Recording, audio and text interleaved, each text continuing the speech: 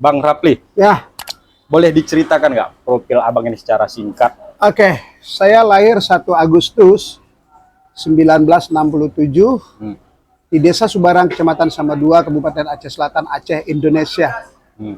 Dari awal saya terus saja dalam keseharian berkesenian dengan orang tua saya, dengan almarhum ayah saya. Hmm. Jadi di dalam kesenian itu saya itu dibekali berbagai macam referensi tentang keacehan itu sendiri. Nah, ini yang menjadi semangat dasar saya menjadi seniman.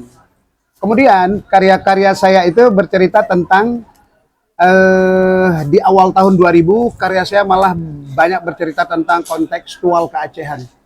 Baik itu bicara tentang sejarah, cerita tentang sumber daya alam, kemudian kegagahan, kehebatan daripada diplomat-diplomat Aceh, baik itu seni budaya, ekonomi, politik dan sebagainya. Nah, itu tahun 94 saya diangkat menjadi PNS, pegawai negeri sipil. Oh, sempat jadi PNS juga Sempat jadi PNS. Pengabdinya di mana dulu? Saya mengajar di Pucuk Panga namanya, kalau sekarang Kabupaten Aceh Jaya. Sebagai guru? Sebagai guru. Tahun 94. Kemudian tahun 2004 saya resign dari PNS. Oke. Karena saya melihat bahwa 2004 itu seperti Aceh terlepas dari isolasi yang sangat luar biasa. Karena kenapa? Saya melihat Allah bentangkan kembali referensi yang sangat hebat sekali. Didatangkan seluruh masyarakat dunia ke Aceh. Betul.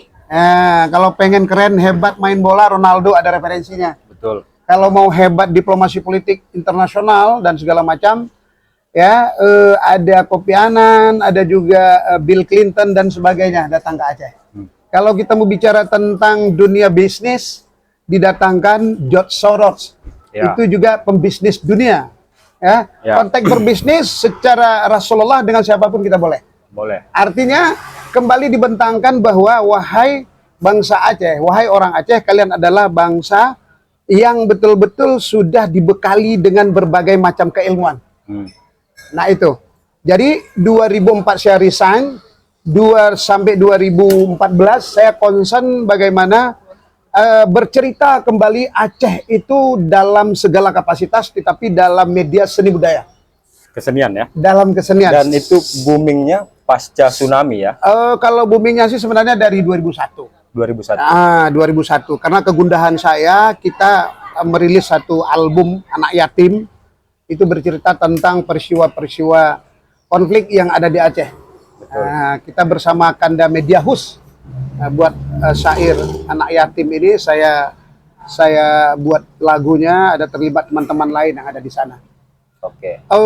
Terus singkat ceritanya 2014 seluruh kegelisahan saya di dalam musik itu bercerita tentang banyak misi, bercerita tentang banyak visi, bercerita tentang banyak harapan. Bagaimana Aceh harus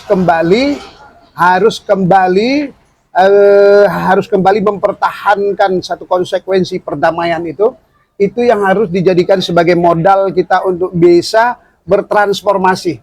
Itu yang kemudian membawa abang terjun ke dunia politik. Tepat sekali. Nah, kenapa dulu awalnya pilih DPD dulu? Ya, saya melihat begini. Saya pikir ini DPD suatu lembaga konstitusi negara yang begitu besar, yang sangat representatif. Oke. Ada 13 DPR RI mewakili 6 juta rakyat Aceh. Ada 4 orang DPD RI mewakili 6 juta rakyat Aceh. Betul. Jadi pikiran saya pada waktu itu adalah bagaimana DPD dengan independen, kekuatan independennya ini kita bisa berhadapan dengan eksekutif yang ada di pusat. Kementerian-kementerian kah? Saya akan bercerita tentang bagaimana mengoptimalisasi sumber daya alam. Saya akan presentasikan bagaimana optimalisasi sumber daya manusia. Karena kenapa? Setelah 2006 itu ada MOU Helsinki, di dalamnya itu termuat berbagai macam peluang keberuntungan yang sangat luar biasa. Nah, ini yang menjadi semangat dasar saya terjun dalam dunia politik. Apa yang menjadi kegelisahan saya? Mungkin satu sampel saja. Ya. Kegelisahan saya yang pertama sekali adalah bagaimana potensi sumber daya alam migas kita di tahun 70-an, yaitu Arun, mobil oil, LNG yang ada di Aceh Utara, sekitarnya, Lux Mawe, Nah, itu menurut saya itu adalah potensi kekayaan yang sangat luar biasa disediakan oleh Allah untuk Aceh. Tetapi kita melihat bahwa pengelolaan sumber daya alam ini ya tidak dibarengi dengan sebuah kebijakan konkret bagaimana membangun kemandirian Aceh, yang Aceh itu sudah di dalam Negara Kesatuan Republik Indonesia. Oke, kita persingkat dari DPD kan, Ya, kemudian nyalek di DPR RI dan sekarang menjadi anggota DPR RI. Kenapa lompat nih dari DPD ke DPR RI? Apakah di DPD nggak optimal? saya melihat memang ini lembaga konstitusi negara, menurut saya secara objektif melihat ini satu lembaga fungsi tidak berimbang legitimasi. Kenapa seperti itu? Ya kan, mestinya DPD ini diberi kewenangan hak politik, wewenang yang kuat. Bagaimana DPD ini benar-benar menjadi representatif daripada bahasa-bahasa kemauan-kemauan ataupun kepentingan-kepentingan daripada daerah Siap. di seluruh Indonesia. Nah, saya melihat di DPD kita nggak diberikan hak untuk membuat regulasi. Kita juga tidak continue bertemu melakukan fungsi pengawasan dengan kementerian. Artinya pekerjaan DPD itu nggak lebih optimal ya? Saya akan kembalikan kepada publik bagaimana melihat sebuah lembaga konstitusi negara yang begitu besar, yang semestinya diberikan hak yang sangat besar juga. Oke, sekarang udah menjadi anggota DPR RI. Apakah kerja-kerja Bang Rapli ini udah optimal menurut Bang Rapli sendiri? Oke, kemudian alhamdulillah saya itu dengan hati yang tulus, dengan keterbukaan yang sangat luar biasa ya. Partai saya, Partai Keadilan Sejahtera, memberikan saya satu seat untuk bisa berkompetisi. Alhamdulillah berkat kasih sayang seluruh rakyat Aceh, dukungan, doa, dan wabil khusus doa tulus dari mama saya itu diberikan kesempatan dan lolos ke DPR RI. Nah, begitu saya lolos di DPR RI, saya itu masuk ke dalam Komisi 6. Komisi 6. Komisi 6. Oke, itu membidangi apa itu Bang Rapli? Komisi 6 itu menarik sekali, Adinda. Jadi di Komisi 6 itu kita bermitra dengan BUMN. Oke. Terus ada perdagangan, ada badan investasi. Wah. Nah, ada juga yang lain-lain. Saya pikir ini sangat terikat erat dengan dengan Aceh, kita, ya? kekayaan Aceh. Ya. Nah, jadi begitu saya masuk di sana, saya bertemu dengan Kementerian Perdagangan pada waktu itu, kita berbicara tentang bagaimana menyetujui ataupun membahas tentang perjanjian perdagangan dengan beberapa negara dengan negara Indonesia. Perjanjian perdagangan ini artinya produk mereka masuk ke Indonesia itu bebas pajak, produk kita masuk ke negara mereka itu bebas pajak. Cuman muncul pertanyaan saya, Iya. berapa banyak produk kita bisa masuk ke negara mereka? Iya ya. Kan gitu. Betul. Berapa banyak produk kita masuk ke negara mereka? Pasar mana yang mau dimasukin? Pasar tradisional yang dimasuki oleh produk Indonesia itu seperti apa? Kemudian masuk ke pasar modern, apa produknya?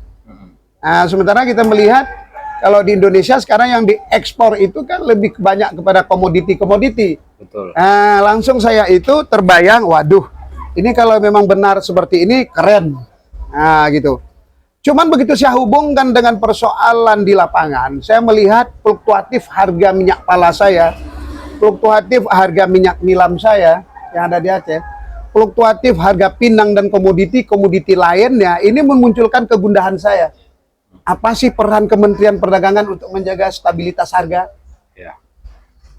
Kemudian secara spontan pada waktu itu saya mendapatkan informasi bahwa dunia medis itu membutuhkan dunia medis Indonesia, itu informasi yang saya dapatkan, membutuhkan ekstrak ganja untuk kebutuhan medis. Betul. Untuk kebutuhan medis. Nah, saya pikir kalau memang itu diimpor, kenapa tidak? Kalau memang di Aceh ini potensi, kita buat regulasi khusus, regulasinya khusus, peruntukannya khusus, zonasi penanamannya khusus, marketnya dijaga negara secara khusus, pengawasannya oleh negara secara khusus. Kita juga bisa buat pilot project di daerah khusus. Kalau memang di Indonesia dunia medis membutuhkan ekstrak ganja tersebut. Ini kan semacam ide-ide, Iya, semacam gagasan. betul. Nah, hari ini ganja ini persoalan besar bagi kita, jadi momok.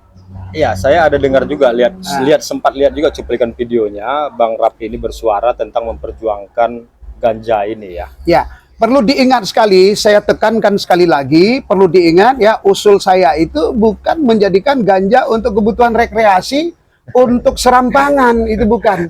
Nah, nggak boleh.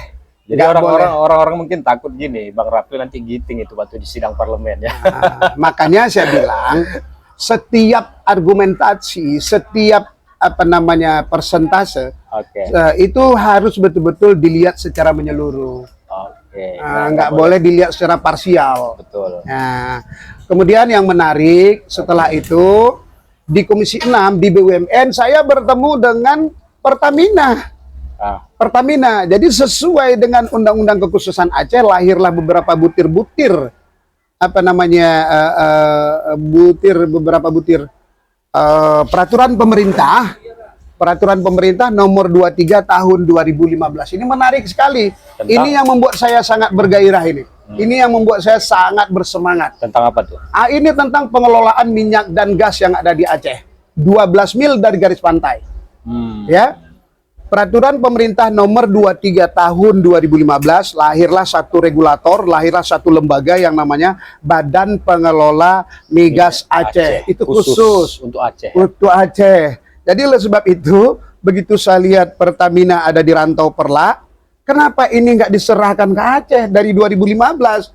Saya masuk DPR RI itu tahun 2019, sekian tahun kita nggak lost control, kita nggak tahu nih seperti apa Pertamina Rantau Perlak mengelola sumur-sumur minyak yang ada di sana.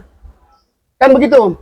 Ayolah kalau memang seperti itu, saya bilang ke BUMN melalui Menteri Erick Thohir, Anda harus paham betul esensi daripada akhlak yang jadi slogan BUMN itu sendiri. Nah, hari ini sesuai dengan perintah, ya, peraturan pemerintah nomor 23 tahun 2015, ya kan, 12 mil itu sekitar 22 kilo dari pantai ke laut. Ini apalagi ini di darat, yang Pertamina Rantau Perlak, kan gitu. Iya. Jadi dari 2015 saya masuk DPR RI 2019. Saya bersuara, bercerita tentang itu selama hampir 3 tahun untuk memperjuangkan itu supaya kembali di bawah pengawasan pemerintah Aceh. Nah, inilah tugas Dewan sebenarnya. Akhirnya, alhamdulillah ya, sekitar 1 tahun yang lalu, Pertamina Rantau Perlak sudah dikembalikan ke bawah pemerintah Aceh. Nah, sekarang berapa penghasilan biar masyarakat tahu? Coba. Nah, berapa penghasilan dari migas dan minerba? Migas, minyak dan gas dan minerba yang masih dikelola menurut saya belum begitu optimal, 1 triliun per tahun pendapatan pemerintah Aceh. Sekarang? Ya.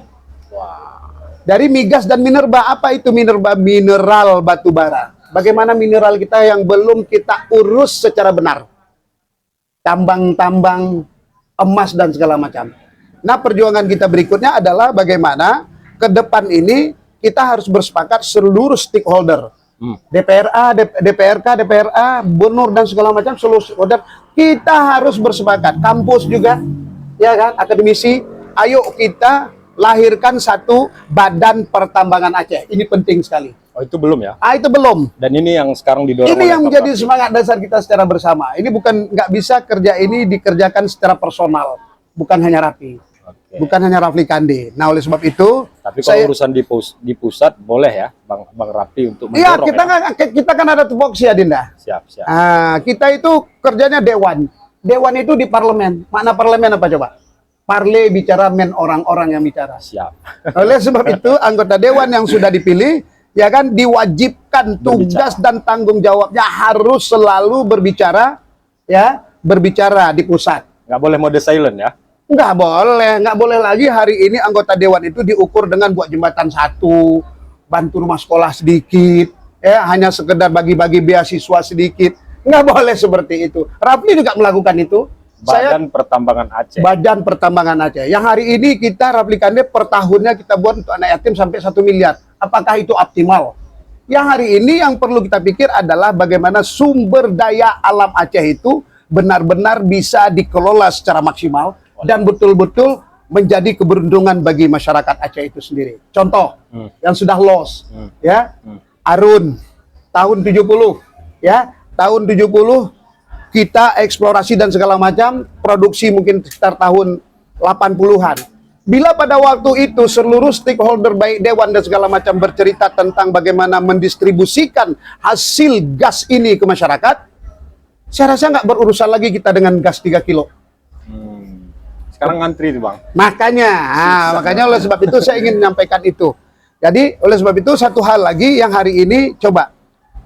Hari ini yang sudah sign kontrak Blok Biren Sigli Pidijaya.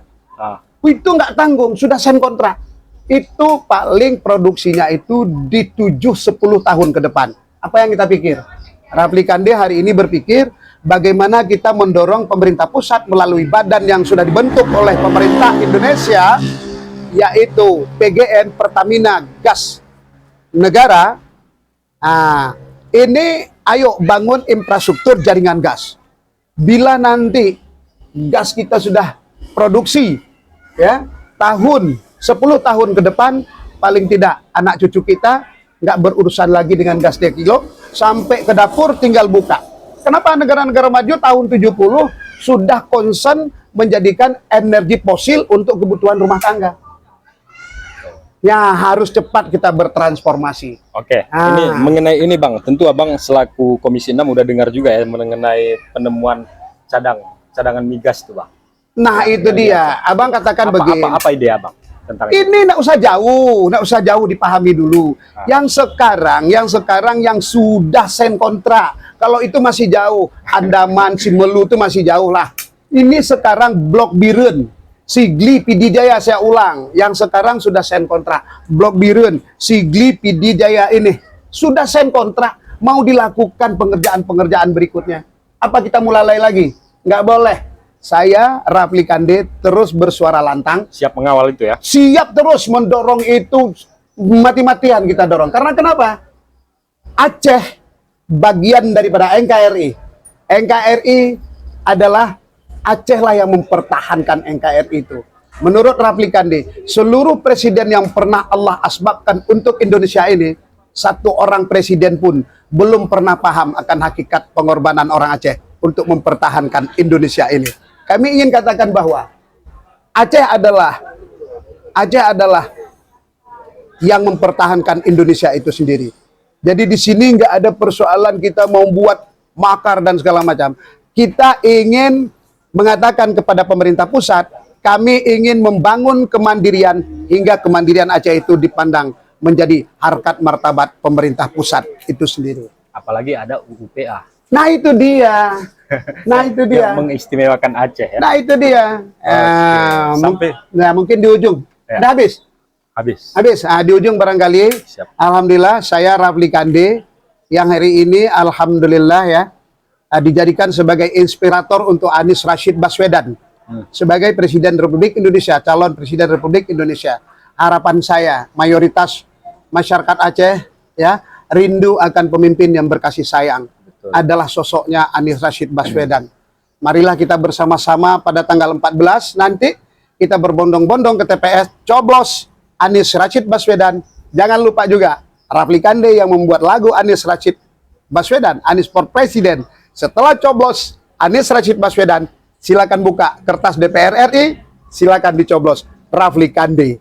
Nomor 2, DPR RI dari Dapil 1, dari Gayo Luwes sampai Kutacane, Sebulu Salam Singkil, ya, Tapak Tuan, Abdia, Nagan Raya, Molabo, Aceh Jaya, Simelu, Banda Aceh, Aceh Besar, Sigli, Pidijaya. Mudah-mudahan, insya Allah, masyarakat Aceh di Dapil 1 memberikan suara terbanyak untuk Raplikande supaya Raplikande semakin bersemangat untuk memperjuangkan hak-hak masyarakat Aceh ke pemerintah pusat. Oke, Assalamualaikum warahmatullahi wabarakatuh. Waalaikumsalam warahmatullahi wabarakatuh.